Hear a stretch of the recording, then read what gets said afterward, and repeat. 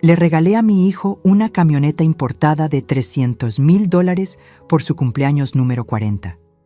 Mi nuera levantó la copa y con una sonrisa burlona dijo: un brindis por la madre tonta que intenta comprar amor como si fuera pan del día. Todos se rieron. Yo solo sonreí, me levanté y me fui sin decir una palabra. Pero lo que hice después de esa noche, ella no lo va a olvidar jamás.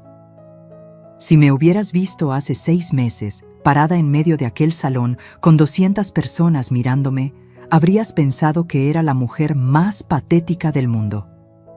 Y tal vez tenías razón. Ahí estaba yo, Carmen Elena Mendoza, 67 años, con mi vestido azul marino que había comprado especialmente para esa noche, sosteniendo las llaves de una Mercedes-Benz G-Wagon negra de 5 millones de pesos, mientras mi nuera levantaba su copa de champán francés. ¡Un brindis!, gritó Valentina con esa voz que perfeccionó en sus clases de actuación frustradas. ¡Por la madre tonta que intenta comprar amor como si fuera pan del día! El salón emperador del Hotel Marquis estalló en risas. Risas nerviosas de algunos, carcajadas crueles de otros. Mi hijo Rodrigo bajó la mirada, apretó los puños, pero no dijo nada. Nunca decía nada cuando ella hablaba. ¿Sabes qué se siente cuando 200 pares de ojos te atraviesan con lástima? Es como si te arrancaran la piel lentamente. El mariachi que había contratado dejó de tocar. Las flores holandesas que decoraban las mesas parecían marchitarse con mi humillación. Incluso el moño rojo gigante que había puesto sobre la camioneta parecía burlarse de mí. Pero yo solo sonreí. Una sonrisa pequeña, casi imperceptible. Me quité los tacones que me había puesto para verme más alta. Los dejé ahí mismo sobre el escenario de mármol italiano y caminé descalza hacia la salida mientras el vestido azul marino barría el piso. No dije una palabra, ni una sola. Valentina siguió riendo, brindando, celebrando su victoria. Mi hijo seguía mirando el piso. Los invitados murmuraban, pero ninguno de ellos, absolutamente ninguno, imaginó lo que yo había empezado a planear en ese exacto momento. Verás, cuando has construido un imperio desde cero, cuando has sobrevivido a la muerte de un esposo, cuando has criado sola a un hijo mientras amasabas pan a las 3 de la mañana para pagar la renta, aprendes que el silencio no es debilidad. El silencio es el arma más poderosa que existe. Esa noche, mientras todos celebraban mi humillación, yo ya había decidido que Valentina Herrera de Mendoza iba a conocer el verdadero significado de perderlo todo. No en un día, no en una semana, sino lentamente, pieza por pieza, hasta que no le quedara nada más que las cenizas de su propia arrogancia. El Mercedes-Benz G-Wagon seguía brillando bajo las luces del salón cuando salí. 5 millones de pesos que todos pensaron que había desperdiciado en un intento patético de recuperar el amor de mi hijo. Qué equivocados estaban. Esa camioneta no era un regalo, era el cebo. Y Valentina, en su infinita soberbia, había mordido el anzuelo con tanta fuerza que ya no podría soltarse. Mi nombre es Carmen Elena Mendoza. Tengo 67 años. Y esta es la historia de cómo destruí a la mujer que intentó destruirme a mí. Pero para que entiendas la magnitud de lo que hice, necesito contarte todo desde el principio. Desde el día que esa víbora entró a mi vida, con sus tacones de diseñador y sus lágrimas de cocodrilo. Porque lo que nadie sabía esa noche, lo que ni siquiera mi propio hijo sospechaba, era que yo había estado grabando cada conversación, documentando cada mentira, preparando cada movimiento durante 5 largos años. La camioneta era solo la carnada. El verdadero espectáculo estaba por comenzar. Y si crees que conoces el final de esta historia, te equivocas. Porque hay secretos en mi familia que ni yo misma conocía hasta hace poco. Secretos que cambiarían todo. Secretos que harían que esa noche del brindis pareciera un juego de niños comparado con lo que vendría después. Pero antes de contarte cómo terminó todo, necesitas saber cómo empezó. Cómo una viuda que vendía pan dulce en el mercado de Xochimilco terminó siendo dueña de 22 panaderías. y cómo su único hijo, su orgullo, su razón de vivir, terminó casándose con el demonio vestido de Versace. Si estás lista para escuchar esta historia, si de verdad quieres saber hasta dónde puede llegar una madre cuando la empujan al límite, entonces suscríbete ahora porque lo que viene te va a dejar sin aliento. Esta no es solo mi historia, es la historia de todas las madres que han sido menospreciadas, humilladas, descartadas, y es la prueba de que nunca, jamás subestimes a una mujer que ha sobrevivido a todo. Necesitas entender algo. Yo no nací con dinero. Mi padre, Eliseo Gutiérrez, era albañil en Xochimilco. Mi madre, Remedios, lavaba ropa ajena en una piedra de río que todavía existe, aunque ahora está seca. Éramos 7 hermanos durmiendo en 2 cuartos, compartiendo zapatos para ir a la escuela, comiendo frijoles con sal cuando había, y cuando no había, pues solo sal. Me casé con Alberto Mendoza a los 19 años. Era supervisor de obra, ganaba 1,200 pesos al mes, y para mí era un príncipe. Nos mudamos a un departamento de 2 habitaciones en la colonia Doctores. Las paredes tenían humedad, el techo goteaba cuando llovía, pero era nuestro. Ahí nació Rodrigo, un 15 de septiembre mientras los cohetes de la Independencia iluminaban el cielo. Alberto murió cuando yo tenía 27 años. Un andamio mal puesto, dijeron. Cayó desde el 8º piso de una construcción en Polanco. La empresa le dio las gracias a mi esposo muerto con 50,000 pesos de indemnización. 50,000 pesos por una vida. Ni siquiera alcanzaba para el funeral. Esa noche, con mi bebé de 8 años durmiendo en la cama que todavía olía a su padre, tomé la decisión que cambiaría todo. Mi abuela Esperanza me había enseñado a hacer pan cuando era niña. Era lo único que sabía hacer bien, además de llorar. Y llorar no pagaba la renta. Empecé vendiendo conchas y orejas en una canasta afuera del metro Pino Suárez. Me levantaba a las 2 de la mañana, amasaba hasta las 5, horneaba en el horno de la vecina que me cobraba 100 pesos por usarlo, y a las 7 ya estaba parada en mi esquina. Rodrigo iba conmigo antes de la escuela, me ayudaba a gritar: «¡Pan dulce! ¡Lleve su pan dulce calientito!». ¿Sabes cuántas veces la policía me corrió?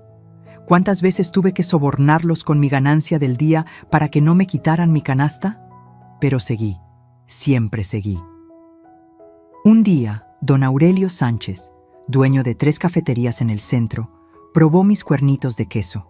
Me ofreció surtirle 200 piezas diarias. Era el milagro que había estado esperando. Con ese dinero, pude rentar un local pequeñito en la calle Regina. 4 metros cuadrados con un horno usado que compramos a plazos. Panadería La Esperanza. Así le puse, como mi abuela. Rodrigo creció entre harina y levadura. Hacía su tarea en una mesita junto al horno mientras yo trabajaba. A los 15 ya sabía hacer bolillos perfectos. A los 18 llevaba la contabilidad. Era brillante mi muchacho. Sacó la carrera de administración en la UNAM, mientras yo abría la segunda panadería en Coyoacán. Para cuando Rodrigo cumplió 30 años, ya teníamos 11 panaderías. 11. Desde Xochimilco hasta Satélite. Empleábamos a 87 personas, la mayoría mujeres solas como yo había sido.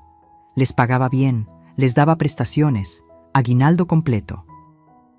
Algunas lloraban cuando les entregaba su primer seguro médico.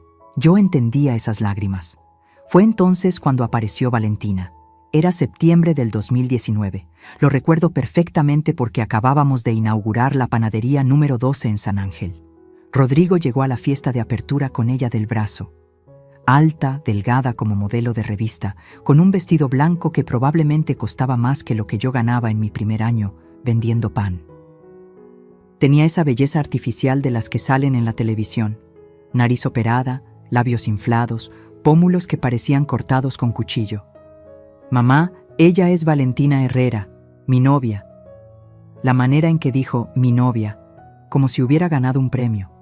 Como si por fin hubiera logrado algo que yo, con todas mis panaderías, no podía darle: estatus. Valentina me abrazó ese día. Un abrazo largo, teatral, mientras me susurraba al oído: Qué historia tan inspiradora la suya, señora. De vendedora ambulante a esto, debe estar muy orgullosa. Vendedora ambulante, no empresaria, no mujer de negocios, vendedora ambulante. Pero sonreí, claro que sonreí. Mi hijo estaba enamorado. Se casaron 6 meses después en el exconvento de San Hipólito. Yo pagué todo. El vestido de 300,000 pesos importado de España, los arreglos florales que trajeron de Ámsterdam, la cena para 400 invitados donde sirvieron langosta y vino francés. Del lado de Valentina solo vinieron 20 personas. Mi familia es muy pequeña, dijo. Soy casi huérfana, como usted quedó viuda tan joven. Como yo.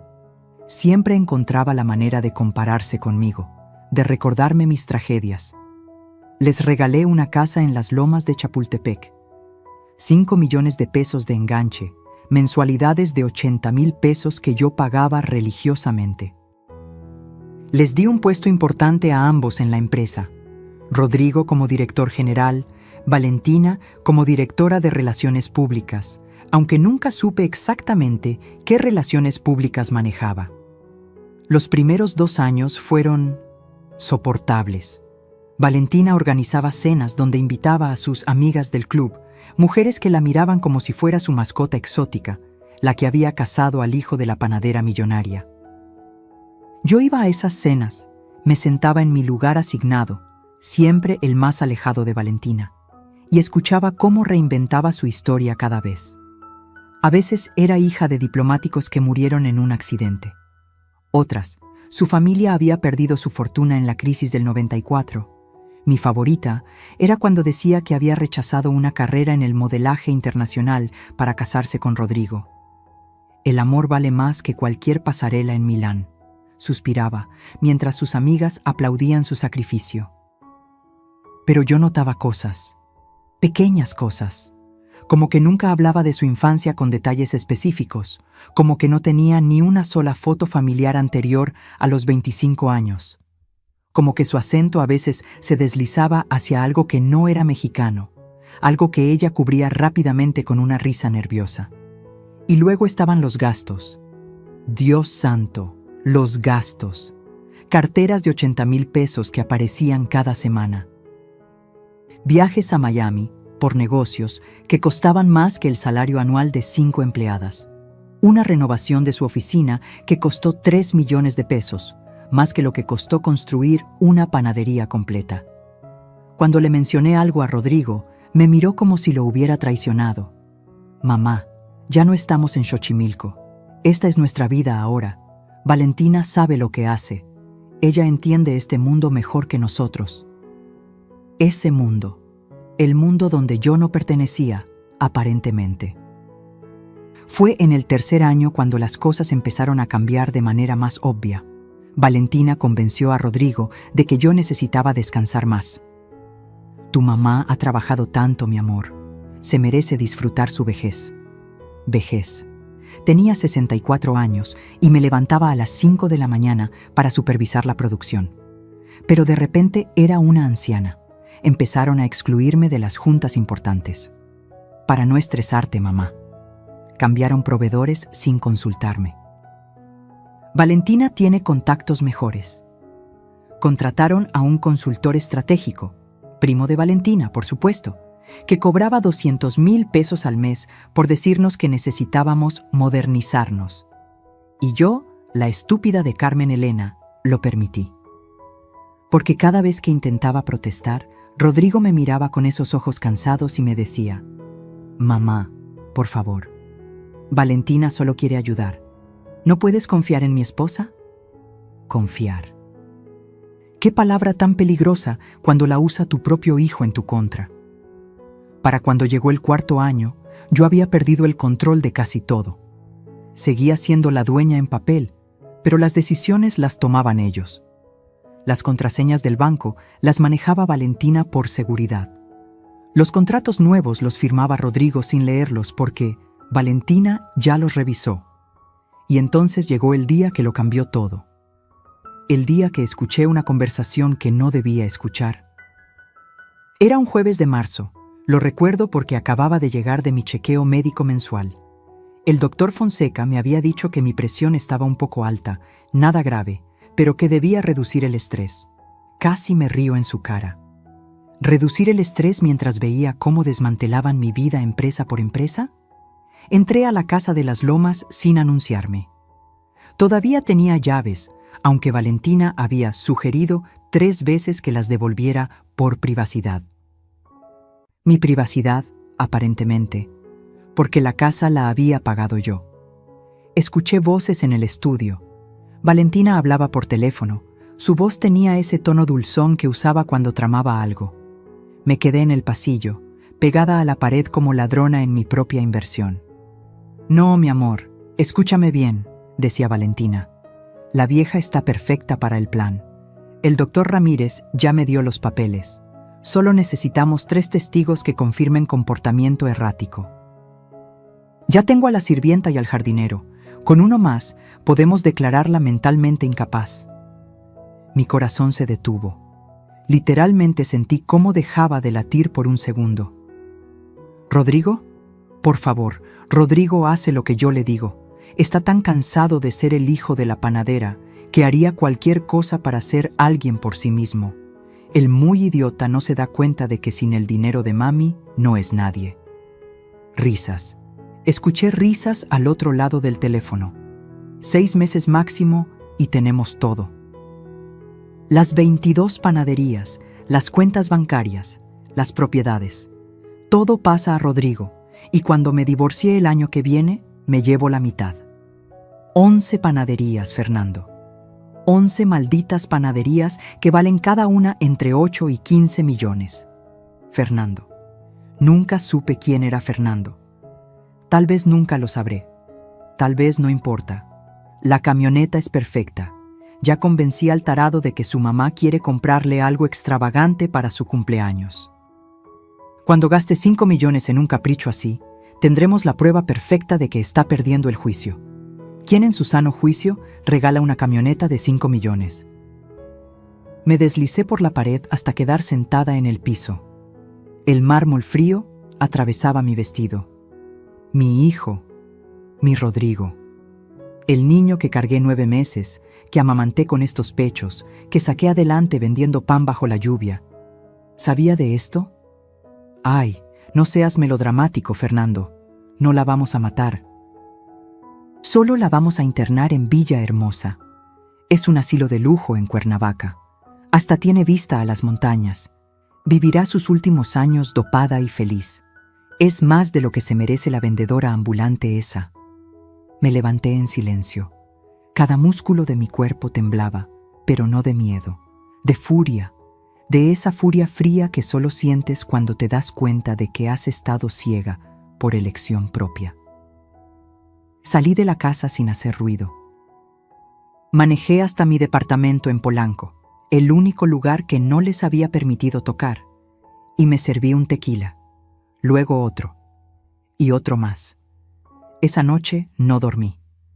Me quedé sentada en mi sala, viendo las fotos de Rodrigo de bebé, de niño, de adolescente, buscando el momento exacto donde lo perdí, donde mi hijo se convirtió en el títere de una mujer que ni siquiera sabíamos quién era realmente. Al día siguiente hice 3 cosas. Primero, visité a mi notario de confianza, el licenciado Héctor Mendoza, sin parentesco, solo coincidencia. Le pedí copias de todos mis documentos legales, escrituras, actas constitutivas, todo. ¿Algún problema, señora Carmen?, me preguntó. Prevención, licenciado, solo prevención. Segundo, contraté a un investigador privado, Dagoberto Ruiz, ex-militar, especialista en fraudes corporativos. Le di un sobre con 200,000 pesos en efectivo y una sola instrucción. Quiero saber todo sobre Valentina Herrera. Todo. Tercero, y esto fue lo más difícil, empecé a actuar. Si querían a una viejita senil, les daría exactamente eso. Empecé despacio. Olvidaba nombres de empleados que conocía desde hacía años. Me confundía con fechas importantes. Una vez llegué a una junta de consejo en pantuflas, fingiendo que había olvidado cambiarme los zapatos. Vi la mirada de satisfacción en los ojos de Valentina. Vi cómo le apretaba la mano a Rodrigo como diciendo, ¿ves? Te lo dije. Mientras tanto, Dagoberto hacía su trabajo. La primera información llegó a las 2 semanas. Valentina Herrera no existía antes del 2015. No había registros escolares, no había acta de nacimiento en el registro civil, no había historial crediticio. Era como si hubiera aparecido de la nada a los 25 años. La segunda información fue más interesante. Había una tal Valentina Herrera, pero había muerto en 2014 en un accidente de autobús en Chiapas. Misma fecha de nacimiento, mismo lugar de origen que decía mi nuera. Alguien había robado la identidad de una muerta. La tercera información fue la bomba. Su verdadero nombre era Alma Patricia Domínguez, nacida en Caracas, Venezuela. Llegó a México en 2014 huyendo de cargos por fraude. Había estafado a 3 familias en Caracas, haciéndose pasar por heredera de una fortuna petrolera. Pero lo mejor, lo absolutamente delicioso, fue lo que Dagoberto descubrió en la 4ª semana. Alma Patricia Domínguez estaba casada. Legalmente casada desde 2013 con un tal Jorge Luis Mendoza, otra vez sin parentesco, en Maracaibo, Venezuela. Nunca se divorció, lo que significaba que su matrimonio con mi hijo era completamente ilegal. Tenía todo lo que necesitaba para destruirla, pero no iba a hacerlo rápido. No. Ella había planeado mi destrucción lenta, meticulosa. Yo haría exactamente lo mismo. Seguía actuando mi papel, cada día un poco más confundida, un poco más frágil. Valentina estaba tan segura de su victoria que bajó la guardia. Empezó a ser más obvia con sus desprecios, más cruel con sus comentarios. Una vez, en una cena familiar, me sirvió la comida en un plato de plástico, mientras todos los demás usaban la vajilla de porcelana. Es que a veces se te caen las cosas, suegrita. No queremos accidentes. Rodrigo no dijo nada. Solo miró su plato y siguió comiendo. Otra vez me encontró viendo álbumes de fotos viejas y me las arrebató. Ay, señora Carmen, vivir en el pasado no es sano. Hay que mirar hacia adelante. Luego las tiró a la basura frente a mí. Eran las únicas fotos que tenía de Alberto. Las rescaté de la basura esa noche, llorando de rabia, no de tristeza. Y entonces llegó la conversación sobre la camioneta. Mamá, me dijo Rodrigo un día, con Valentina colgada de su brazo como garrapata. Mi cumpleaños número 40 se acerca. Sé que siempre has querido darme algo especial. Claro, mijo. ¿Qué quieres? Valentina se adelantó. Hemos visto una Mercedes-Benz G-Wagon preciosa. Sería el regalo perfecto de una madre amorosa. ¿Cuánto cuesta? 5 millones de pesos, dijo Valentina con esa sonrisa de víbora. Pero usted puede pagarla, ¿verdad, suegra? Después de todo, es su único hijo. La miré directamente a los ojos. Por primera vez en meses, dejé caer la máscara de viejita senil y la miré como lo que era, mi presa. Claro que sí, Valentina. Le daré a mi hijo exactamente lo que se merece. Ella interpretó mi mirada como derrota. Qué equivocada estaba. Compré la camioneta, pero también hice otras compras. Instalé cámaras en cada panadería, en mi departamento, hasta en mi bolsa. Contraté a 2 notarios adicionales para que prepararan documentos que Valentina jamás vería venir. Abrí cuentas bancarias en 3 bancos diferentes, donde moví cantidades que ella no sabía que existían. Y lo más importante, empecé a grabar. Todo. Cada conversación, cada humillación, cada mentira. El día del cumpleaños de Rodrigo se acercaba. Valentina organizó la fiesta más ostentosa que puedas imaginar. Invitó a toda la sociedad que ella quería impresionar. Gastó 2 millones de pesos solo en la organización. Va a ser la noche de nuestra vida, me dijo el día anterior. La noche en que todos verán quién manda realmente en esta familia. Tenía razón. Sería exactamente eso. Pero ella no sabía que yo tenía un as bajo la manga. un as que había estado guardando, alimentando, preparando durante meses. La noche del cumpleaños llegó, y con ella el principio del fin de Valentina Herrera. O debería decir, Alma Patricia Domínguez de Mendoza. Los primeros 5 años del matrimonio de Rodrigo fueron una obra maestra de manipulación. Valentina no llegó destruyendo, llegó construyendo una imagen, una narrativa, una prisión invisible alrededor de mi hijo. Empezó con detalles pequeños, casi imperceptibles. Me llamaba 3 veces al día. Suegrita, ¿ya desayunó? Le mandé su pan favorito con el chofer.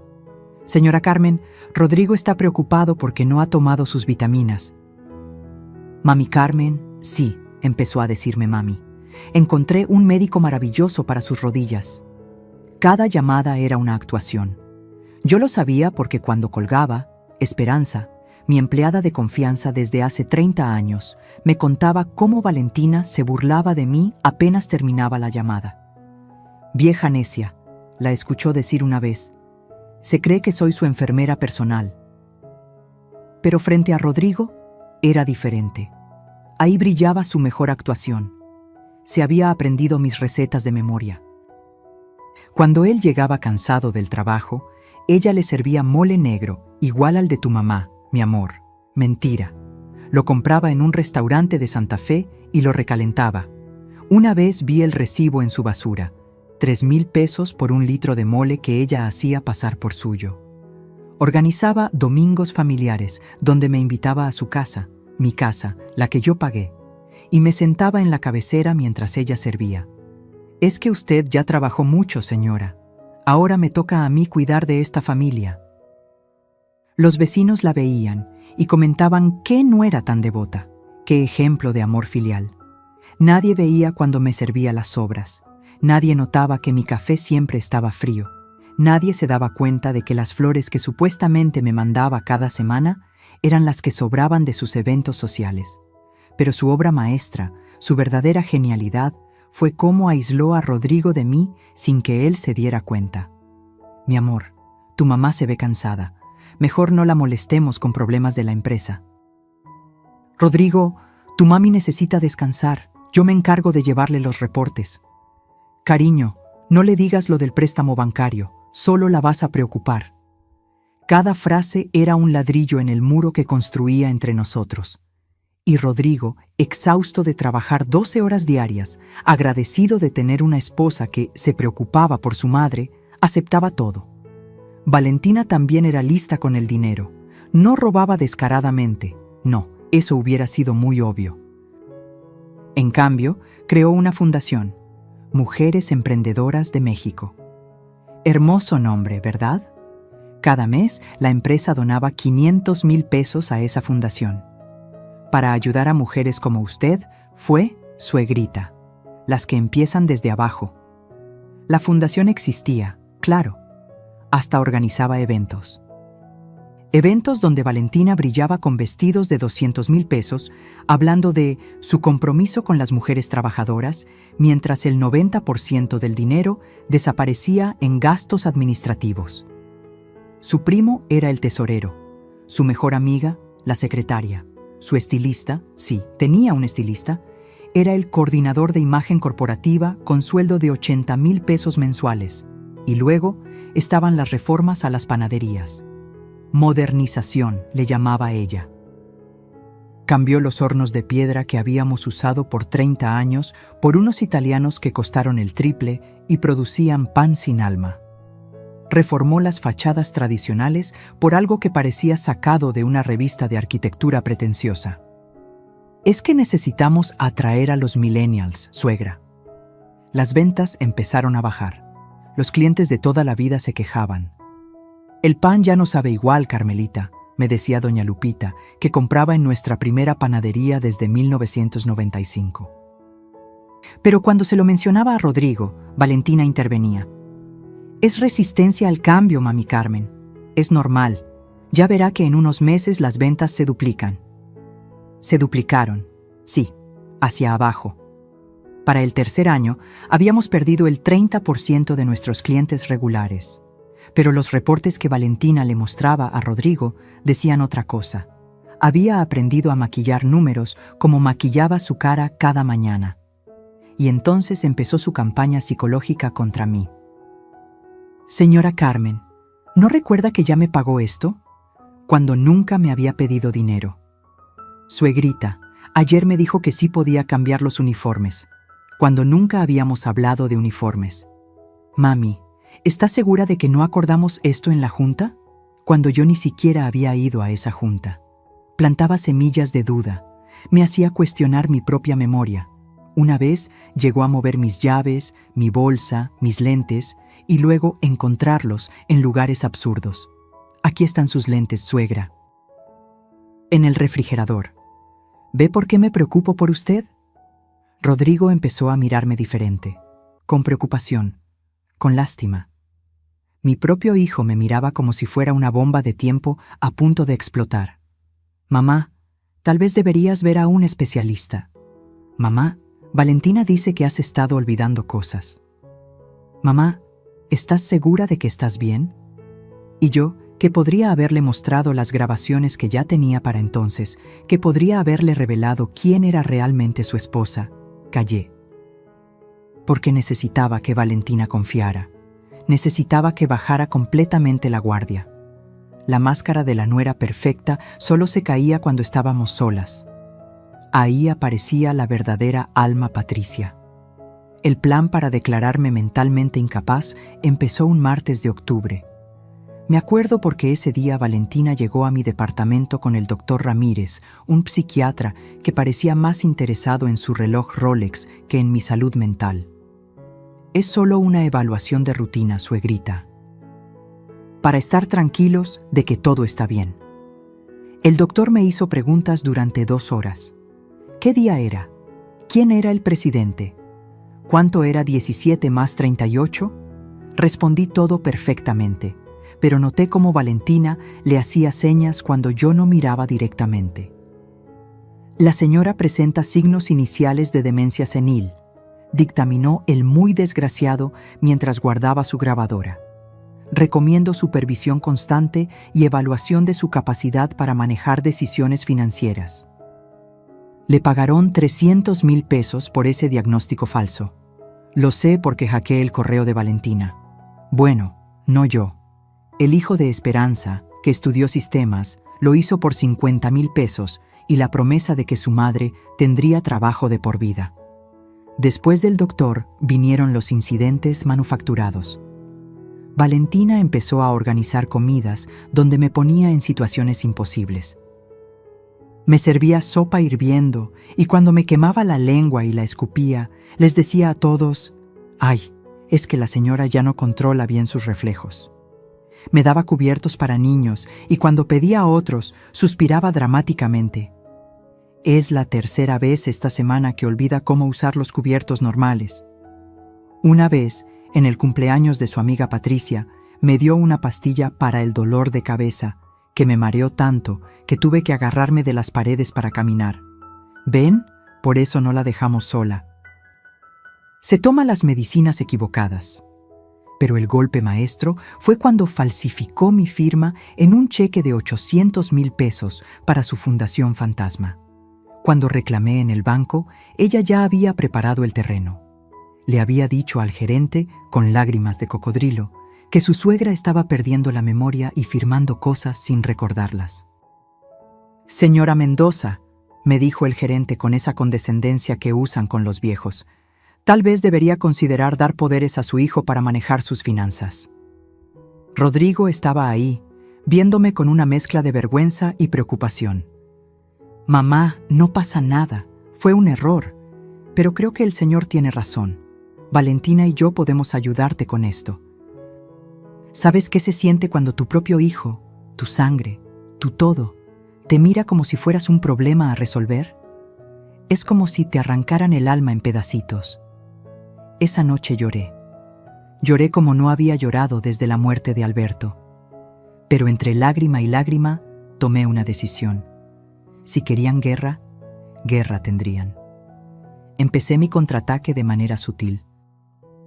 Primero, visité a la doctora Patricia Olmedo, neuróloga con 30 años de experiencia y, más importante, enemiga profesional del doctor Ramírez desde que él le robó una investigación en la universidad. Doctora, necesito evaluaciones neurológicas completas y necesito que sean irrefutables. Me sometí a todo: resonancias magnéticas, electroencefalogramas, pruebas cognitivas de 8 horas. Los resultados fueron contundentes. Mi cerebro estaba más sano que el de muchos de 40 años. Después, empecé a documentar todo con una obsesión enfermiza. Cada conversación la grababa con mi celular escondido. Cada documento lo escaneaba por triplicado. Cada movimiento bancario lo respaldaba con screenshots y estados de cuenta. Contraté a 3 empleadas nuevas en las panaderías, mujeres de mi absoluta confianza que en realidad eran testigos. Les pagaba extra para que observaran y reportaran todo lo que Valentina hacía. Una era exempleada bancaria y detectó irregularidades en la contabilidad que yo fingí no notar.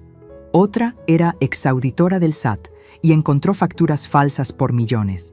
La tercera era simplemente muy observadora y grabó a Valentina sacando dinero de las cajas registradoras cuando creía que nadie la veía. Pero lo más inteligente que hice fue contratar a Marina, una actriz retirada de telenovelas que ahora daba clases. Le pagué 200,000 pesos por enseñarme a actuar. Sí, a actuar. A fingir demencia de manera creíble pero no exagerada. A tener episodios en los momentos exactos para que Valentina se confiara más. Una vez, en una junta importante con inversionistas, fingí confundir a Valentina con mi hermana muerta. «Rosita, ¿qué haces aquí? Pensé que estabas en Oaxaca». Valentina aprovechó inmediatamente. «Ven, señores, por esto necesitamos reestructurar el poder ejecutivo de la empresa». Lo que no sabía era que yo había grabado su conversación telefónica de esa mañana donde les decía exactamente qué iba a hacer y cómo iban a responder ellos. Los mismos inversionistas eran parte de su plan. Para diciembre, Valentina estaba tan segura de mi demencia que se volvió descuidada. Hablaba abiertamente frente a mí de sus planes. Movía dinero sin ocultarlo. Hasta llegó a mostrarme los papeles de internamiento en Villahermosa por error. Y luego fingir horror. «Ay, suegrita, esto no era para usted. Es para una tía de una amiga». Villahermosa. 70,000 pesos al mes por tenerme sedada en una habitación de 3 por 3 metros. Ya hasta habían pagado el primer trimestre por adelantado. La fecha estaba marcada. Después del cumpleaños de Rodrigo. Después de que la camioneta de 5 millones probara mi incapacidad mental. Pero yo también tenía una fecha marcada y un plan que había perfeccionado durante meses de humillación y dolor. La batalla final se acercaba y Valentina no tenía idea de que ya había perdido la guerra.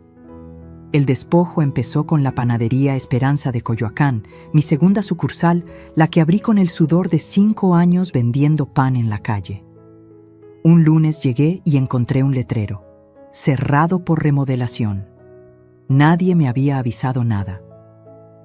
«Es una sorpresa que le teníamos, suegrita», me dijo Valentina con su sonrisa de hiena. «Vamos a convertirla en un café boutique. Los panaderías tradicionales ya no dejan dinero». Cuando vi los planos, casi vomito. Habían destruido el horno de piedra que construí con mis propias manos. Los azulejos de Talavera que puse uno por uno los habían tirado a la basura.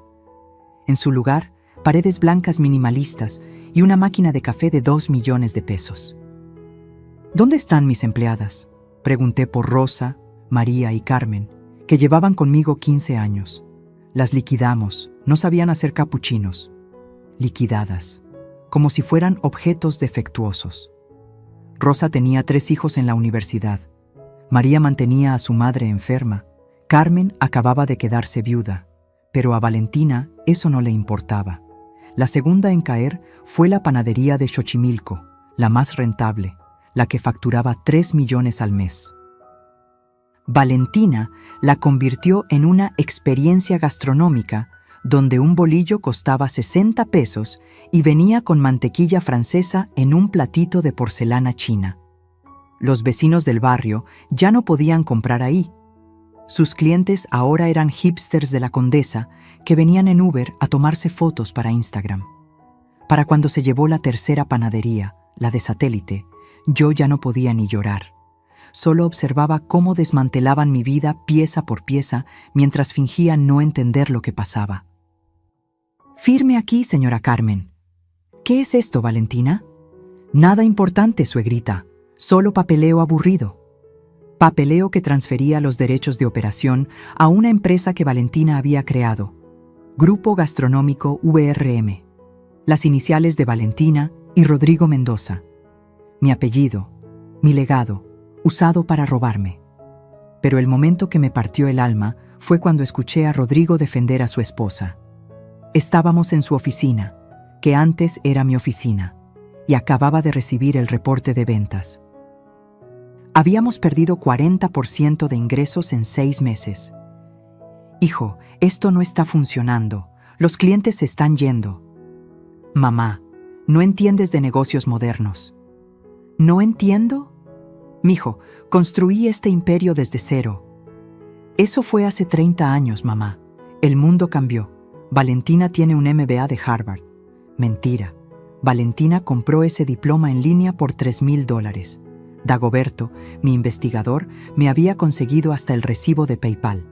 Rodrigo, por favor, escúchame. Algo no está bien con tu esposa». Ahí fue cuando explotó. Mi hijo, mi bebé, me gritó por primera vez en su vida: «Basta, mamá, basta de atacar a Valentina. Ella es lo mejor que me ha pasado. Tú solo estás celosa porque ya no eres el centro de atención, porque ya no te necesito». Cada palabra fue una puñalada. Me levanté despacio, con la poca dignidad que me quedaba, y caminé hacia la puerta. «Mamá, espera, yo no quise». «Está bien, mijo, tienes razón. Ya no me necesitas». Esa noche, en mi departamento, abrí la caja fuerte que tenía escondida detrás de un cuadro de la Virgen de Guadalupe. Adentro estaban todos los documentos que Dagoberto había conseguido. Las pruebas de la bigamia de Valentina, los estados de cuenta de las Islas Caimán donde estaba desviando dinero, las grabaciones donde planeaba mi internamiento.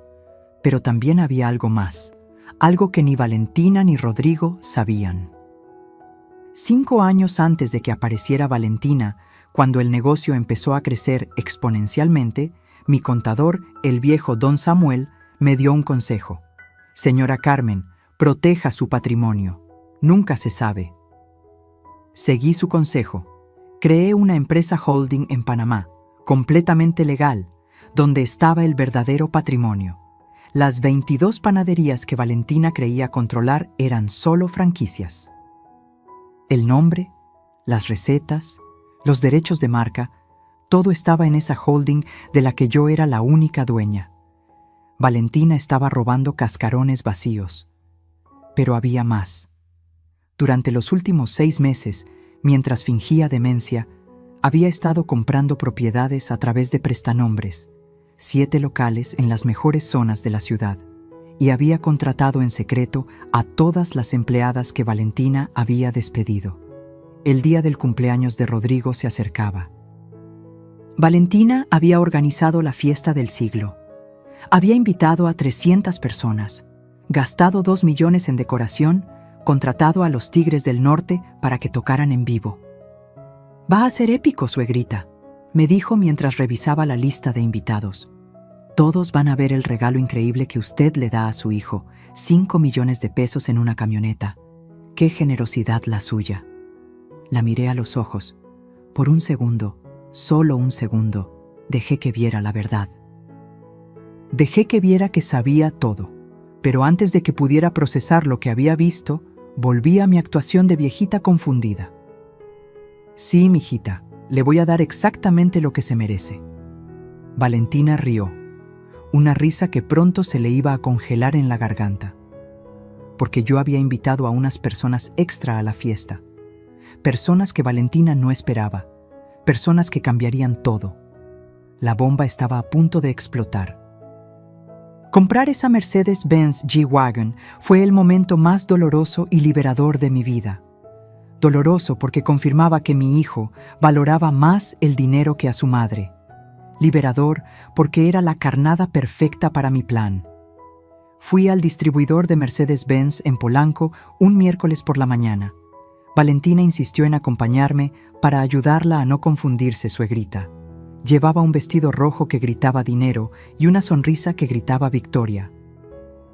El vendedor, un joven llamado Eduardo, nos atendió con esa mezcla de admiración y codicia que tienen los que venden lujo. Valentina inmediatamente tomó control. Queremos la G-Wagon más equipada que tengan, la AMG G63, negra, con interiores de piel color caramelo. Excelente elección, señora. Esa configuración tiene un precio de 5.200.000 pesos. Perfecto, dijo Valentina antes de que yo pudiera hablar. Mi suegra pagará en efectivo. Eduardo casi se atraganta. ¿Efectivo? Transferencia bancaria, corregí yo. Pero quiero algunas modificaciones especiales. Valentina me miró extrañada.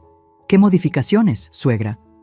Quiero que graben para Rodrigo, con amor eterno de tu madre, en las cabeceras de piel. Y quiero una placa personalizada. Claro, ¿qué quiere que diga la placa? Verdad 40. Valentina rió. Ay, suegra, qué ocurrente. Verdad por su cumpleaños 40. No era por eso, pero la dejé creer lo que quisiera. Durante las 3 semanas que tardaron en preparar la camioneta, Valentina no cabía de la emoción. Le contó a todo mundo sobre el regalo excesivo que la pobre señora Carmen insistía en comprar. Es que ya ven cómo está, les decía a sus amigas en el club. Gasta sin control, por eso necesitamos protegerla de sí misma. Organizó la fiesta más ostentosa que había visto en mi vida. Rentó el Salón Emperador del Hotel Marquis, el mismo donde se casaban los políticos y empresarios más ricos del país. Contrató a los mejores organizadores de eventos, los que cobraban 500.000 pesos solo por la planeación. La lista de invitados era un show aparte. Había invitado a toda la sociedad que ella quería impresionar. Empresarios, influencers, hasta un par de actores de telenovelas. Pero sobre todo, había invitado a los socios potenciales que Rodrigo había estado cortejando para expandir el negocio. Esta fiesta va a ser nuestra coronación, le escuché decir por teléfono. Después de esto, nadie dudará de quién maneja el imperio de las panaderías Mendoza. 3 días antes de la fiesta, hice mis propias invitaciones, discretas, personales, entregadas en mano por Esperanza. Invité a Jorge Luis Mendoza, el esposo legal de Valentina, que acababa de llegar de Venezuela después de años buscándola. Dagoberto lo había encontrado manejando un taxi en Tijuana, tratando de juntar dinero para contratar un detective. Le pagué el vuelo, el hotel y 50.000 pesos por su presencia. Invité al verdadero doctor Ramírez, no el psiquiatra corrupto, sino su hermano gemelo, fiscal especializado en fraudes financieros, que llevaba 2 años investigando a su hermano por vender diagnósticos falsos. Invité a Patricia Olmedo, la neuróloga que tenía todos mis estudios, demostrando mi perfecta salud mental, junto con evidencia en video de que había estado fingiendo los episodios de demencia. Invité a los verdaderos dueños de los inversionistas que Valentina había engañado, personas que habían perdido millones en sus estafas anteriores y que la habían estado buscando por años. E invité a Alma Gutiérrez, la verdadera Valentina Herrera, que no había muerto en ningún accidente. Estaba vivita y coleando en Chiapas, muy sorprendida de descubrir que alguien había robado su identidad y la había declarado muerta. Pero mi invitada estrella era otra, alguien que nadie esperaba. El día de la fiesta llegó. Me puse mi mejor vestido, el azul marino que había comprado especialmente para la ocasión. No era caro ni ostentoso, pero me veía digna. Me veía como lo que era, una guerrera a punto de ganar su última batalla. Llegué temprano al salón. La camioneta ya estaba ahí, brillando bajo las luces, con un moño rojo gigantesco que Valentina había insistido en poner. Para que parezca más regalo, suegrita. Los invitados empezaron a llegar. Valentina brillaba como nunca, con un vestido dorado de 200,000 pesos que había comprado con el dinero de mis panaderías. Besaba mejillas, repartía sonrisas, se aseguraba de que todos supieran quién era la verdadera anfitriona. Rodrigo llegó 1 hora tarde, como ella había planeado, para hacer una entrada triunfal, había dicho. Cuando entró, los mariachis empezaron a tocar las mañanitas, los meseros descorcharon champán y Valentina lo llevó hacia donde estaba la camioneta. «¡Miren todos!», gritó Valentina tomando el micrófono. «El regalo de una madre amorosa para su único hijo». Fue entonces cuando me paré y caminé hacia ellos. Todos guardaron silencio. Tomé las llaves de la camioneta que estaban en una caja de cristal y me acerqué al micrófono. Antes de entregar este regalo, dije con voz clara, «Quiero hacer un brindis». Valentina me pasó una copa con una sonrisa condescendiente. «Claro, suegrita, diga unas palabras». Levanté la copa y miré directamente a los ojos de mi hijo. «Brindo por la verdad, porque la verdad, aunque duela, siempre sale a la luz». Fue entonces cuando aparecieron mis invitados especiales. Mientras Valentina tramaba mi destrucción, yo no estaba sola. Tenía aliadas que ella nunca vio venir, mujeres que habían estado observando en silencio, esperando el momento exacto para actuar. La primera era Esperanza, mi empleada de confianza. Pero Esperanza era mucho más que una empleada. Era mi hermana del alma, la que me ayudó a criar a Rodrigo cuando yo trabajaba 18 horas al día.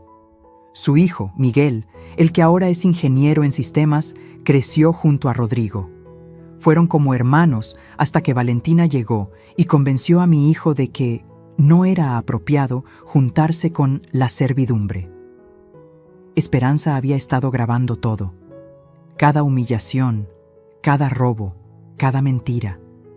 Tenía un celular viejo que escondía en su delantal y había documentado 3 años de abusos. Videos de Valentina sacando dinero de las cajas. Audio de ella burlándose de mí con sus amigas. Fotos de documentos que firmaba falsificando mi letra. «Señora Carmen», me dijo una noche llorando. «Me parte el alma ver cómo la trata. Y Rodriguito, ay, Rodriguito se perdió».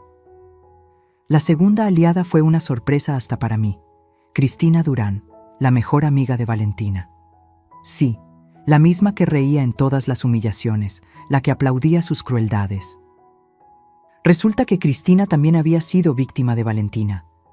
Me buscó una tarde en mi departamento, temblando como hoja. «Señora Carmen, necesito hablar con usted. Valentina me robó 3 millones de pesos». La historia era predecible. Valentina la había convencido de invertir en un negocio de importación de bolsas de diseñador. El negocio no existía.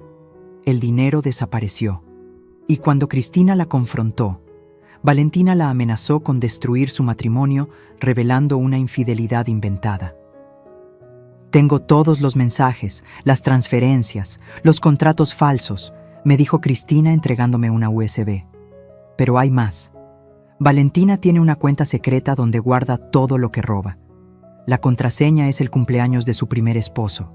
Su primer esposo, Jorge Luis, el que estaba legalmente casado con ella. La tercera aliada fue la más inesperada, mi notaria, la licenciada Rebeca Montemayor. Una mujer de 60 años, dura como el acero, que había visto demasiados casos de esposas manipuladoras destruyendo patrimonios familiares. Carmen, me dijo en su oficina con vista a Reforma, «Lo que está pasando es criminal, y tengo una idea». Su idea era brillante. Mientras Valentina creía estar transfiriendo las panaderías a su nombre, en realidad estaba firmando documentos que no decían lo que ella pensaba. Rebeca había usado un truco legal antiquísimo. Las transferencias requerían una segunda firma de validación que nunca llegó. Todos los papeles que Valentina había falsificado eran legalmente inválidos. Además, añadió Rebeca con una sonrisa que daba miedo, «Tengo un primo en la Fiscalía especializada en delitos financieros. Le va a interesar mucho el caso de la Fundación Fantasma de su nuera». Pero mi aliada más valiosa fue alguien que Valentina había olvidado que existía. Rosa María Domínguez, su propia madre. Dagoberto la encontró en Caracas, viviendo en un asilo de caridad. Valentina, o Alma Patricia, su verdadero nombre, la había abandonado hacía 10 años, diciéndole que se iba a casar con un millonario mexicano y que volvería por ella. Mi hija siempre fue ambiciosa, me dijo Rosa María por videollamada, con lágrimas en los ojos. Desde niña mentía, robaba, manipulaba. Pensé que cambiaría, pero cuando robó los ahorros de toda la vida de su padre y lo dejó morir sin poder pagar el hospital, supe que había criado a un monstruo.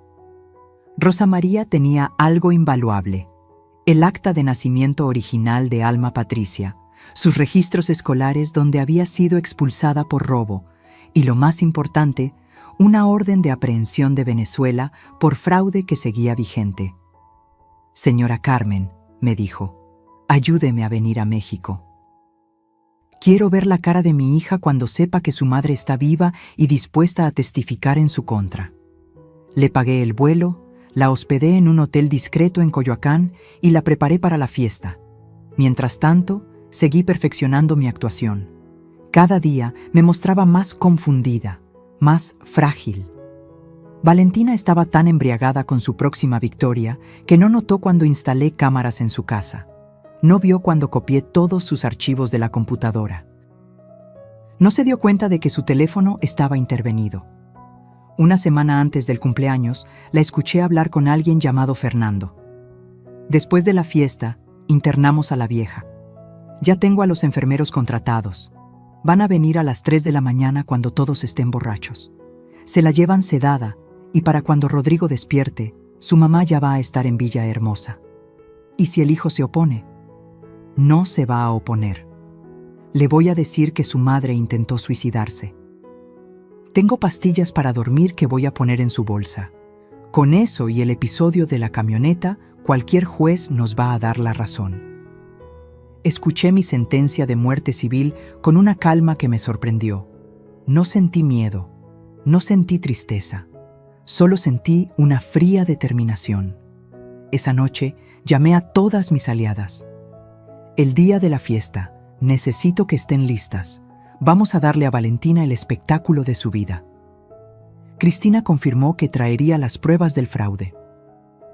Rebeca tendría los documentos legales listos. Rosa María estaría esperando en una habitación del hotel. Esperanza tendría todas las grabaciones en una laptop conectada a las pantallas del salón. Y yo tenía la bomba final. Algo que había descubierto apenas 2 días antes y que cambiaría todo. Valentina no solo estaba casada con Jorge Luis, estaba embarazada de Fernando, su amante. El padre no era Rodrigo. La guerra estaba por terminar y yo tenía todas las armas. 3 noches antes del cumpleaños de Rodrigo, manejé sola a Guadalajara. Le dije a todos que iba a visitar a una prima enferma. Mentira. Iba a ver al licenciado Alejandro Mendoza Torres, el mejor notario de Jalisco y, casualidad divina, primo hermano de mi difunto Alberto. Carmen, ¿estás segura de esto?, me preguntó después de revisar los documentos que le llevé. Más segura que nunca, Alejandro. Mi hijo eligió su camino, ahora yo elijo el mío. Esa noche firmé un nuevo testamento. Uno que nadie conocía. Uno que dejaría a Valentina y a Rodrigo exactamente con lo que merecían. Pero el testamento era solo parte del plan. Lo verdaderamente brillante era lo que había construido en secreto durante los últimos 5 años, mientras todos me creían una viejita indefensa. Verás, cuando empecé a sospechar de Valentina, abrí una empresa paralela, Panificadora Esperanza S.A. de C.B., registrada a nombre de un fideicomiso del cual yo era la única beneficiaria. Mientras Valentina robaba de las panaderías que conocía, yo estaba construyendo un imperio que ella jamás detectó. 7 panaderías nuevas en Guadalajara, Monterrey y Querétaro. Todas manejadas por las empleadas que Valentina había despedido por incompetentes. Rosa, María, Carmen, todas ellas ahora eran gerentes con participación en las utilidades. Facturaban 8 millones de pesos mensuales. dinero que iba directo a cuentas que solo yo conocía. Pero eso no era todo. Durante mis visitas médicas a Houston, que Valentina creía eran para tratamientos de demencia, en realidad estaba cerrando tratos con inversionistas americanos. Había vendido la franquicia internacional de mis recetas por $15 millones. Sí, dólares. El dinero estaba en un fideicomiso en Texas, intocable para las leyes mexicanas, esperando mi señal. Señora Mendoza, me dijo Jim Patterson, el CEO de American Bakery Corporation, sus recetas son oro puro. Vamos a abrir 50 locales en California y Texas. Mientras firmaba ese contrato, Valentina estaba en México robándose migajas. De regreso en mi departamento de Polanco, saqué la caja fuerte escondida detrás del cuadro de la Virgen. Adentro, junto a todos los documentos que había recolectado, agregué el Nuevo Testamento.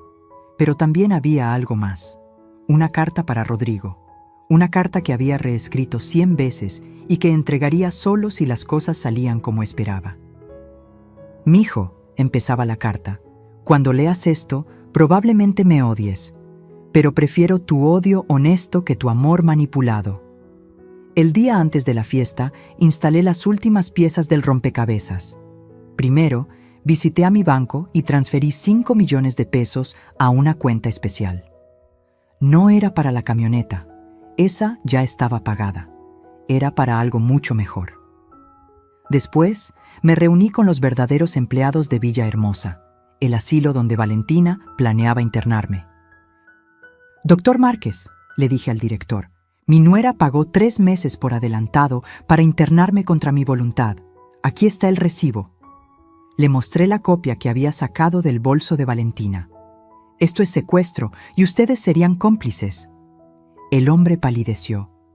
«Señora Mendoza, nosotros no sabíamos. Ella dijo que usted había firmado los papeles». «Mentira, pero le propongo un trato. Ustedes van a hacer exactamente lo que les voy a pedir, y yo no los denuncio. Es más, les pago el doble de lo que ella les dio». El plan era simple. Cuando los enfermeros vinieran por mí, se llevarían a alguien más. Alguien que había aceptado ayudarme por $100,000 y la promesa de unas largas vacaciones. Esa noche, la última antes del cumpleaños, no pude dormir. Me senté en mi balcón viendo las luces de la ciudad, tomando un té de canela como me enseñó mi abuela Esperanza. A las 3 de la madrugada, mi teléfono sonó. Era un mensaje de voz de Valentina que había mandado por error, o tal vez queriendo torturarme. «Fernando, mi amor, después de mañana somos libres. La vieja se va al asilo, Rodrigo se queda con la culpa y las deudas, y nosotros nos vamos a Suiza con todo el dinero. El bebé va a nacer en Europa, lejos de este infierno. Te amo. El bebé. El hijo que mi hijo creía suyo». Tomé mi grabadora y guardé ese mensaje. Era la última pieza de evidencia que necesitaba. El día del cumpleaños amaneció soleado, sin una nube en el cielo. Era el 15 de marzo, curiosamente los idus de marzo, el día que asesinaron a Julio César. ¡Qué apropiado! Me bañé despacio, me peiné con cuidado, me puse el vestido azul marino. En el espejo vi a Carmen Elena Mendoza, no la víctima que Valentina había creado, sino la guerrera que siempre fui. Antes de salir, hice una última llamada. «Esperanza, activa el plan. Es hora». En algún lugar de la ciudad, mis aliadas se estaban preparando. Las pantallas del salón habían sido hackeadas por Miguel, el hijo de Esperanza. Los videos estaban listos para proyectarse. Los invitados especiales estaban en posición. Y yo, con las llaves de la camioneta en mi bolso, junto a una USB que contenía 3 años de crímenes documentados, me dirigí a la fiesta. Valentina creía que esa noche sería mi humillación final. No tenía idea de que sería la suya. Cuando entré al Salón Emperador, Valentina ya estaba en su elemento. Recibía a los invitados como una reina, con su vestido dorado que brillaba bajo los candelabros de cristal. Rodrigo estaba a su lado, incómodo en su smoking, sonriendo esa sonrisa forzada que ponía cuando ella lo exhibía como trofeo.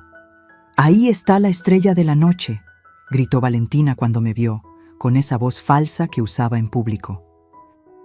La generosa madre que regala camionetas de 5 millones.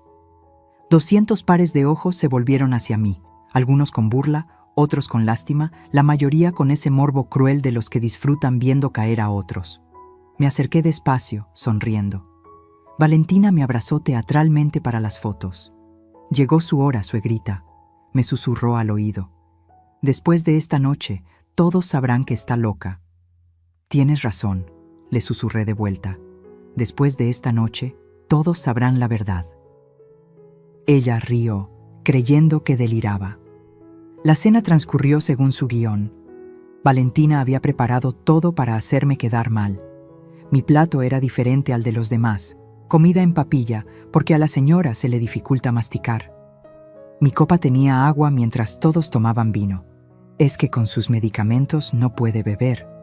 Mi silla estaba apartada de la mesa principal, para que esté más cómoda. Cada humillación era recibida con risitas nerviosas de los invitados. Vi a algunos empresarios importantes intercambiar miradas. Vi a las esposas de los socios cuchichear. Todos pensando lo mismo. Pobre vieja senil. A las 10 de la noche llegó el momento del brindis. Valentina tomó el micrófono con su copa de champán Moet Chandon de 3,000 pesos la botella. ¡Un brindis!, gritó con su voz entrenada para fingir emoción. Por la madre tonta que intenta comprar amor como si fuera pan del día. El salón estalló en risas. Cruel, despiadada, horrible risa. Fue mi señal. Me levanté despacio, me quité los tacones con calma y caminé descalza hacia la salida. Pero antes de llegar a la puerta, me detuve y volví. Tienes razón, Valentina, dije tomando el micrófono que ella había dejado. Soy una tonta. Fui tonta por confiar, tonta por creer, tonta por no ver lo que todos aquí van a ver ahora. Saqué mi celular y presioné enviar. En las pantallas gigantes del salón empezó a reproducirse un video. Era Valentina en mi casa, sacando dinero de mi bolsa mientras yo dormía. Su voz se escuchaba clara. Vieja estúpida, ni cuenta se da de que le robo. Los murmullos empezaron inmediatamente. Valentina corrió hacia las pantallas. ¡Apaguen eso! ¡Es falso! ¡Está editado! Pero los videos seguían. Valentina firmando documentos con mi nombre. Valentina en el banco diciendo que su suegra tenía demencia. Valentina con el doctor Ramírez pagándole 300,000 pesos por el diagnóstico falso. ¡Rodrigo!, gritó desesperada. ¡Haz algo! Mi hijo estaba paralizado, viendo cómo su mundo se derrumbaba. «Esperen», dije por el micrófono, «que lo mejor está por venir». La siguiente grabación era del día anterior. Valentina hablando con Fernando. «El bebé no es de Rodrigo, amor, pero él es tan idiota que nunca hará una prueba de paternidad». Un grito ahogado recorrió el salón. Rodrigo se puso blanco como papel. «¿Bebé?», preguntó con voz rota. «¿Qué bebé?». Valentina estaba atrapada. No podía negar los videos, no podía negar su voz, no podía negar nada. «Pero aún hay más», continué. «Les presento a algunos invitados especiales». Las puertas se abrieron. Primero entró Jorge Luis Mendoza, el esposo legal de Valentina. «Hola, Alma Patricia», dijo con acento venezolano. «5 años buscándote, mi amor, y sigues casada conmigo». Valentina parecía a punto de desmayarse. «No, tú, ¿cómo?». Después entró la verdadera Valentina Herrera, vivita y coleando. «Mucho gusto», dijo la mujer. «Soy Valentina Herrera, la verdadera, y vengo a denunciar robo de identidad». Luego entró el fiscal Ramírez, hermano del doctor corrupto. «Señora Alma Patricia Domínguez, queda arrestada por fraude, falsificación de documentos, robo de identidad y bigamia». Pero el golpe final vino de la última persona en entrar. Rosa María Domínguez, la madre de Valentina. «Mija», dijo la señora con lágrimas en los ojos. «¿Valió la pena? ¿Valió la pena destruir a otra familia como destruiste la nuestra?». Valentina cayó de rodillas. Su vestido dorado se arrugó en el piso de mármol. El maquillaje perfecto se corrió con las lágrimas. La máscara finalmente había caído. «¡Carmen!», gritó. «Por favor, piensa en Rodrigo, piensa en tu hijo». Me acerqué a ella, me agaché hasta estar a su altura y le dije suave pero claro para que todos escucharan. Pensé en él. Por eso hice todo esto, para salvarlo de ti. La policía se la llevó esa misma noche, pero antes de que saliera, me acerqué una última vez. La camioneta nunca fue para Rodrigo. Era el precio de tu libertad. 5 millones de pesos para desenmascarar a una criminal. La mejor inversión de mi vida. El salón estaba en silencio absoluto. Los invitados no sabían dónde mirar. Los meseros habían dejado de servir. Hasta los mariachis estaban mudos. Rodrigo seguía parado en el mismo lugar, como estatua. Rodrigo me miraba como si fuera la primera vez que me veía. Ahí, parado en medio del salón con su smoking de 100,000 pesos, parecía un niño perdido. El mismo niño que lloraba cuando se raspaba las rodillas, el que me abrazaba cuando los truenos lo asustaban. «Mamá, ¿todo esto lo planeaste?» «No, mijo, todo esto lo planeó tu esposa. Yo solo me defendí». Se dejó caer en una silla. Los invitados empezaron a irse en silencio, como quien huye de un funeral. En 15 minutos, el salón quedó vacío. Solo quedamos Rodrigo, yo, Esperanza y el abogado que había traído conmigo. «Licenciado Gutiérrez», le dije al abogado, «explíquele a mi hijo su situación legal». El abogado, un hombre de 60 años con cara de bulldog, abrió su portafolio. «Señor Mendoza, su matrimonio es nulo. La señora Valentina, o mejor dicho, Alma Patricia, estaba casada cuando se unió a usted. Eso significa que legalmente usted nunca estuvo casado». «¿Y las propiedades? ¿Las cuentas bancarias?» «Todo lo que está a nombre de ambos puede ser reclamado únicamente por usted. Ella no tiene derecho a nada». «¿Y el bebé?» Ahí me dolió el corazón. Ver a mi hijo preguntar por un bebé que no era suyo. «Rodrigo», le dije suave, «ella está embarazada de Fernando, su amante. Lo admitió en las grabaciones». Se quebró. Mi hijo, mi muchachito fuerte, lloró como no lo había visto llorar desde que murió su padre. Me acerqué para abrazarlo, pero me rechazó. «No me toques, tú también me mentiste, me hiciste creer que estabas perdiendo la cabeza para protegerte». «No necesitaba tu protección, necesitaba que confiaras en mí». «¿Confiar? Rodrigo, cuando intenté advertirte, me gritaste, me dijiste que estaba celosa, me echaste de tu vida». «Porque ella me convenció». «Exacto, ella te convenció, tan fácilmente, tan rápido, ¿y querías que confiara en ti?». La verdad le pegó como cachetada. Se levantó tambaleante y caminó hacia la salida. «¿A dónde vas?». «A emborracharme hasta olvidar que existo». «No, vas a ir a tu casa, vas a dormir y mañana vamos a arreglar este desastre, juntos». «¿Juntos? Mamá, vendiste las panaderías, ¿verdad? Por eso ella no encontraba el dinero». «No las vendí, las protegí, siguen siendo nuestras». «¿Nuestras?». «Siempre fueron nuestras, mijo, siempre». Esa noche lo llevé a su casa. La casa que había pagado yo, pero que por primera vez sentía suya. Mientras dormía su borrachera, revisé los papeles que Valentina había dejado. Descubrí más horrores. Préstamos a mi nombre por 10 millones de pesos, contratos con proveedores fantasma, hasta una demanda laboral falsa preparada para quitarme más dinero. A la mañana siguiente, Valentina intentó negociar desde el reclusorio donde esperaba su proceso. Mandó a su abogado, un tipo con cara de rata que cobró 50,000 pesos solo por venir a verme. «Mi cliente está dispuesta a irse del país si retiran los cargos». «No. Podría contar cosas sobre su hijo que dañarían su reputación». «¿Qué cosas? ¿Que fue víctima de una estafadora? Todo mundo ya lo sabe». «Tenemos fotos comprometedoras». Me reí. Por primera vez en meses, me reí de verdad. ¿Fotos editadas como las que usó para chantajear a Cristina Durán? Ya las revisó un perito, todas falsas. El abogado tragó saliva. ¿Qué quiere entonces? Justicia. Que pague por cada peso robado, por cada mentira dicha, por cada día de tortura psicológica. Eso podría ser 20 años de cárcel. Entonces que sean 30. 48 horas después del cumpleaños, el divorcio estaba completo. Bueno, la anulación, porque divorcio no podía haber de un matrimonio que nunca existió. Valentina fue sentenciada a 15 años de prisión. Hubieran sido más, pero su embarazo le dio atenuantes. Fernando, su amante, huyó a Colombia donde lo agarraron por otros fraudes. Jorge Luis, el esposo legal, no quiso saber nada de ella y se regresó a Venezuela. El bebé nació en prisión, una niña.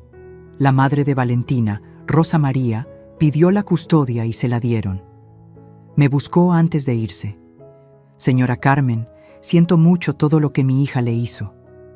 Usted no tiene la culpa, señora. Criaré a esta niña diferente. Le enseñaré valores, le enseñaré a trabajar. No será como su madre. Le di un sobre con 200,000 pesos, para la niña, para que tenga oportunidades.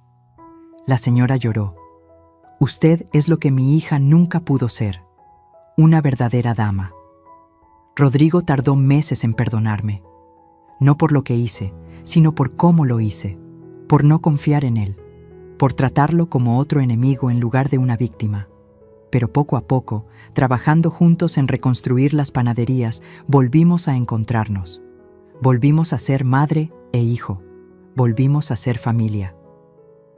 La camioneta de 5 millones se quedó en el estacionamiento del hotel por semanas hasta que decidí qué hacer con ella.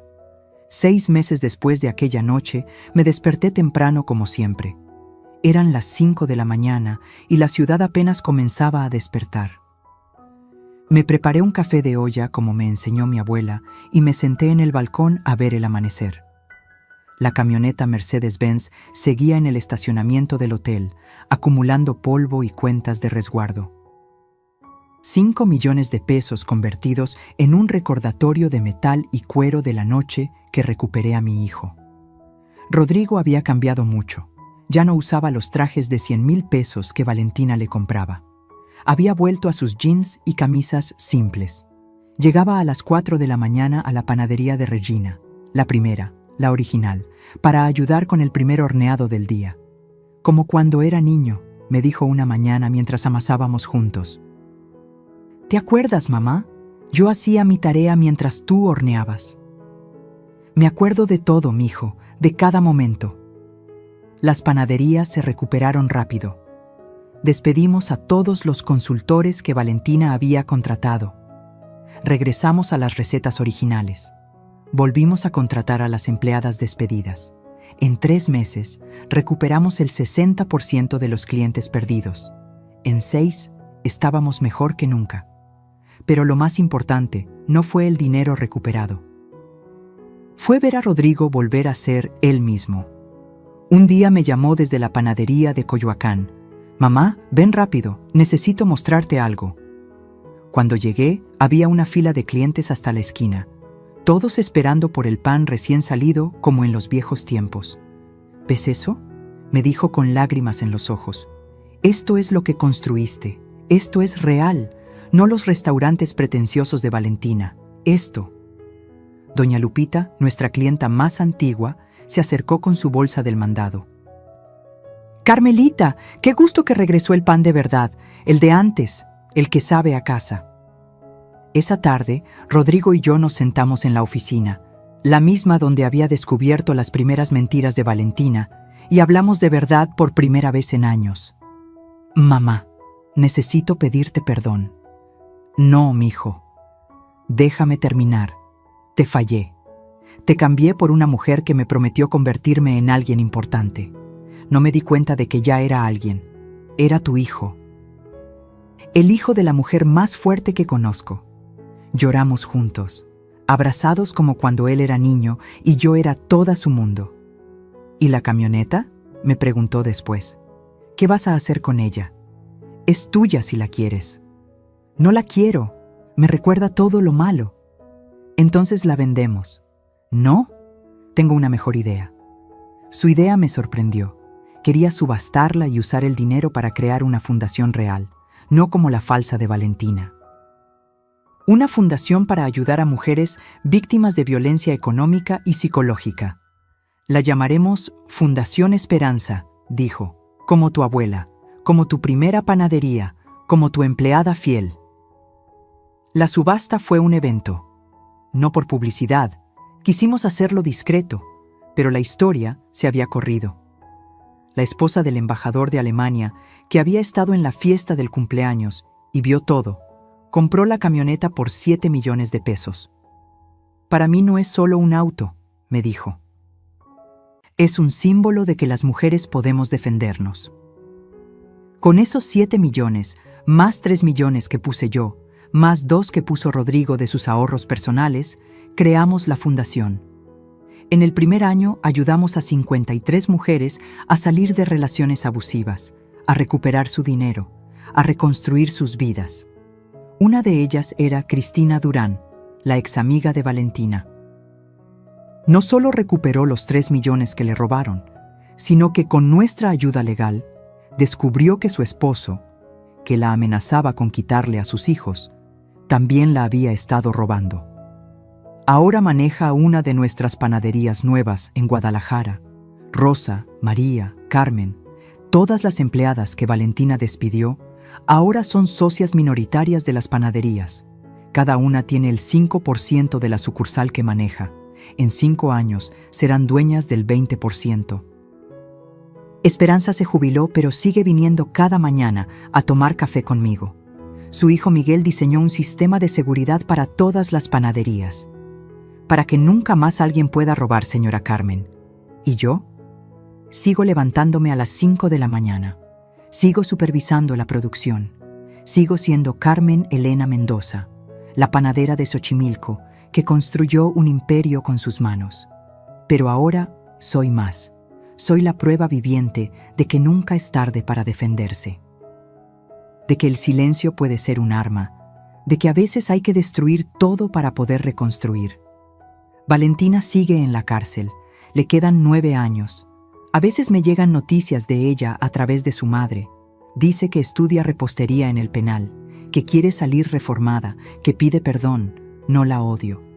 El odio es darle demasiada importancia. Simplemente ya no existe en mi mundo. Hace una semana, Rodrigo me dio la mejor noticia. Está saliendo con Sofía, la hija de mi notaria Rebeca. Una mujer trabajadora, honesta, que tiene su propio despacho de abogados especializado en derecho familiar. Esta vez es diferente, mamá. Sofía me quiere por quien soy, no por lo que tengo. ¿Y cómo sabes? Porque le conté toda la historia con Valentina en nuestra primera cita. Y su respuesta fue: tu madre es mi héroe. Ojalá algún día sea la mitad de fuerte que ella. Anoche, mientras cenábamos los 3 juntos, Sofía me dijo algo que me llegó al alma.